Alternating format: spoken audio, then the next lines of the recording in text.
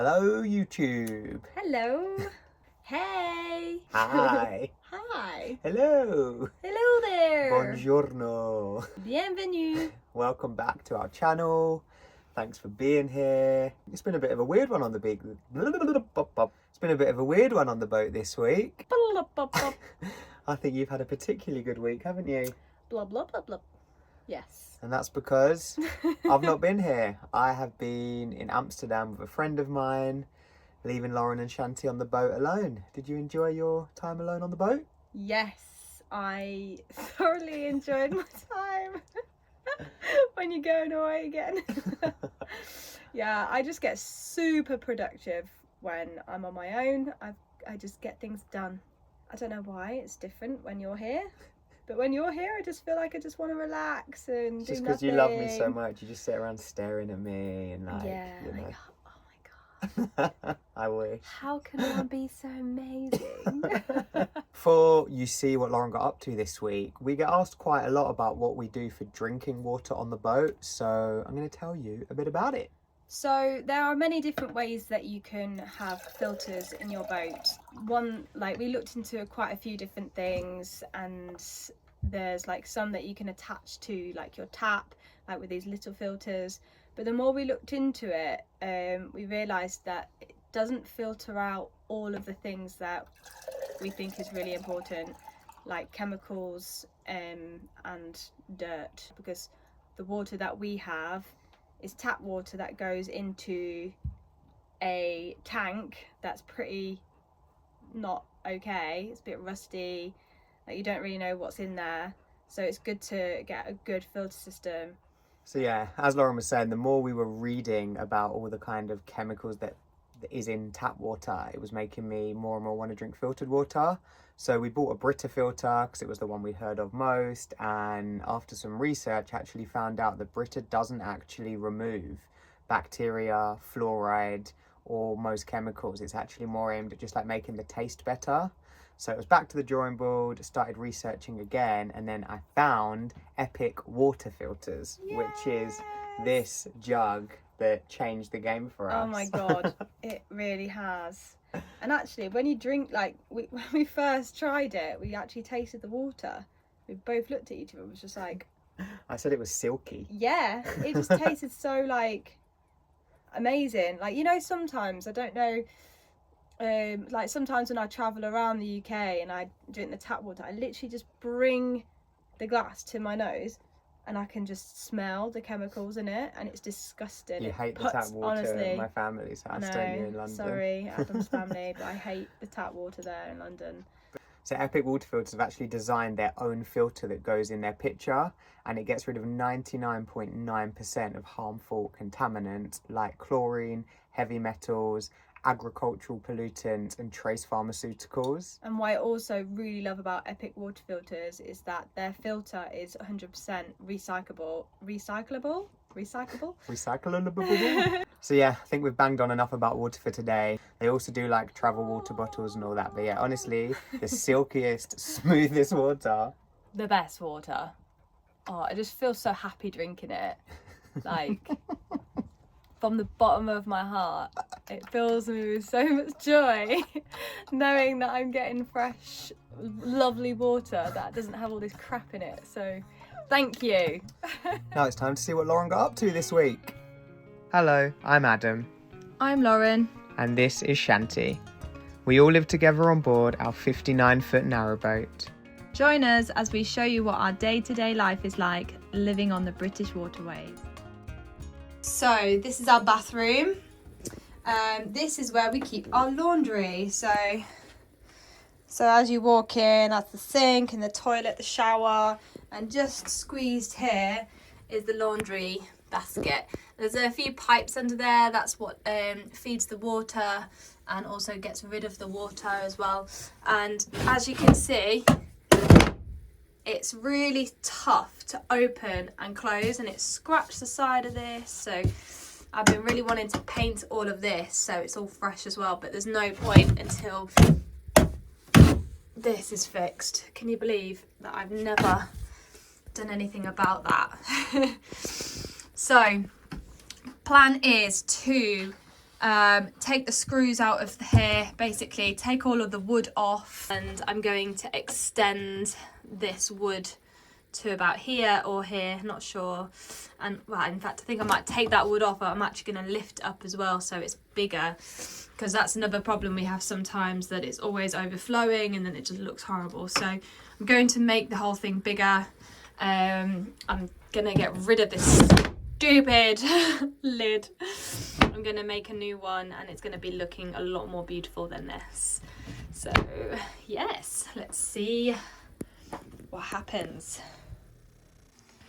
First things first though, having a brew. Right, I've got my hammer and I've got my flat-handed screwdriver. Flat-headed, not flat-handed. Blech. Flat-handed screwdriver. So now I need to place this into the corner of the batten, hammer this in, and hopefully that will release it.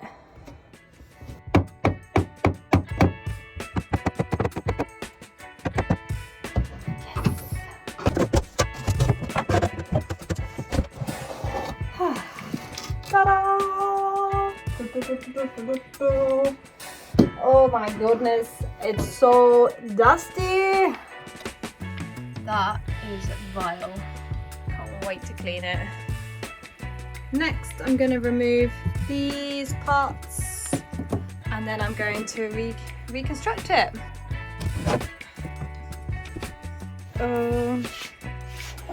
I got so into it. I forgot about my tea. It's not freezing, but I think I'm gonna have to make another one. Always wasting tea bags. So I've got all of this wood, but I was looking for a square baton. Ah, there's one. It's not going to be long enough. I need some more of these. I'm afraid I might have burnt them on the fire. Got another little bit here. It's quite a long part, that might do the job. I saved all of this wood so I could burn it. And then sometimes I just forget to do it. Anyway, before I sort out all of the wood situation, I think it's time to take Shanti out for a walk. And I think you just heard me there. We're in a very beautiful place at the minute, so yeah, I think we're both very excited.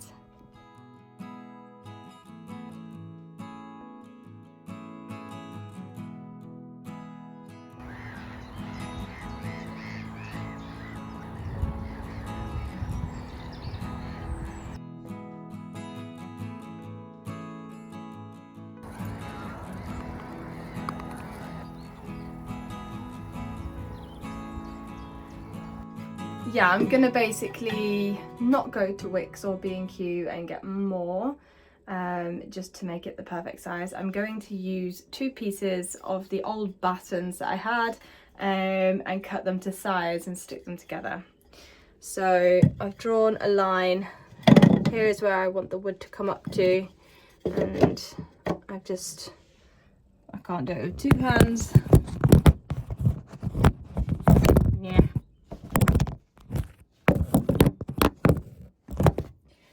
Well, you're just gonna have to trust me, because this is what I'm gonna do and you can't see it. So it took me a little bit longer than I thought, but I have now got the frame in. My screws are quite long, so they're going into the other side of this cupboard, which is not a big deal, but I may try and get some smaller screws because I don't want to cut myself when I'm going in the cupboard. So my next job is basically to make a replica of this. So I'm literally just following the design that it was before. I've not really thought about making a new design. So that was the lid. So I've got some more plywood. I'm going to redesign this and that, so I'm just going to use those as like little templates. The only thing is I've noticed where they put the hatches, what are these called, levers, we're going to call them, they've made like indents in the wood here and here, and I don't think I've got the right tool to create that. I don't think, not easily. Unless I could just do it with my jigsaw. So I'm gonna think about that. So that just makes that it means that it sits flush to that piece there. But maybe I don't care about that, so maybe I won't give myself too much work. So I'm just gonna make this replica. So I figured out that I can't actually do that part because the wood I have, the right thickness, is not quite big enough. I actually have plywood for the lid. Yeah, it's not wide enough, and I've tried it the other way and it doesn't also fit that way. So I'm gonna have to leave the lid for now, unfortunately, and I'm just going to fix the front on until tomorrow when I go to Wix or B&Q, whichever I fancy, and get some more plywood. Hopefully they've got some spare bits. You know how sometimes they're out at the front and they just leave some spare bits of wood for people to have. It's very lovely, isn't it, working in the bathroom as tight as this? Thankfully it smells lovely. So it's day 2 of reconstructing the laundry area in the bathroom, and I have come to B&Q to get some wood. Unfortunately they didn't have any scraps, so I have, see in the back, some plywood. So yes, I've been very eager this morning. I woke up very early and I've done my washing, I've done all my jobs this morning so I could get out as quickly as I could to get the stuff for to get the wood so I could crack on, because I'm just so excited.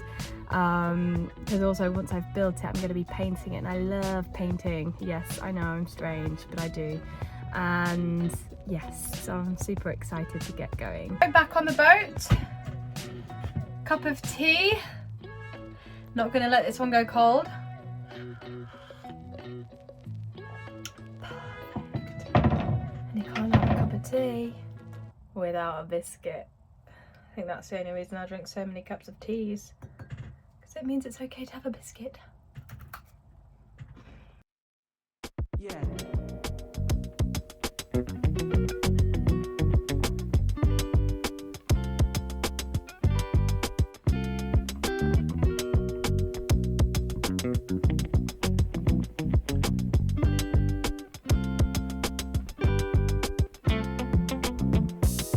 So we're gonna go and check out, see if it fits.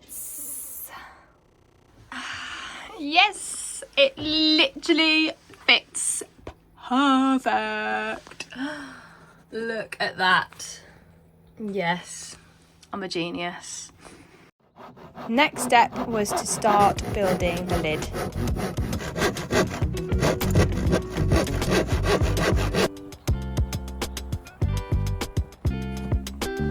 Almost there. So I'm in a bit of a predicament. Me being me, I'm a bit of a perfectionist and it gets in the way sometimes. So the reason I made this as well is because I wanted to avoid it scratching on here and also on here. What happens now is that when I open it, it's great, it's great, it's great. And then it gets to about there. Can you hear that?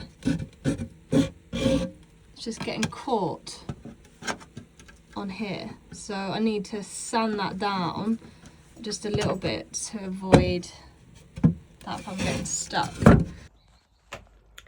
I got completely carried away and I just carried on making and making and making without filming. So I'm just going to show you what I have been doing. It's now 6:30. I've been at this since, like 1:30 I think, so it's been a long time. In between I've eaten and taken Shanti outside as well, so yeah, let's show you what I've been up to. As you can see, it's a mess in the bedroom now because I've got all of the tools out. The floor's a mess, I've got my shoes on. It's just easier when you're going in. I've been putting the cladding on. So I've cut the cladding to size. I've just nailed that plywood in, and now I'm going to put some glue on the underneath of this. The laundrette is in here. Again, just done the washing this morning, so letting that dry. It takes over the lounge. Okay, so this is the next part of the cladding. So this is the plyboard, and this is the cladding. Cladding, is it? Tongue and groove, same thing. I'll glue this down, but I'll put a few nails in just to keep it secure. So it is day 3 and the glue has set. So now I'm going to test, make sure everything fits okay, and voila.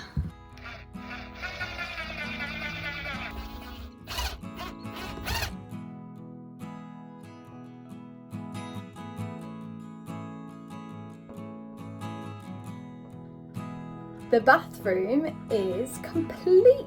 It is finito, and I'm so excited to show you what it looks like. I apologise as I got carried away and I didn't film every step that came after making the laundry basket and the laundry lid. So since then I've been painting and I've been buying new things. So I've got a new shower curtain, a new bin, possibly some more plants. Yes, have a look. So there's the laundry basket. Yay! It's perfect. I'm so happy with it. I've also given everything a good paint, so I've painted the grey on all of this area, and I've also repainted the top bit in a light pink. I bought some more plants and a new shower curtain, and also I did the floor. So this is new vinyl flooring and it looks great. I'm so pleased.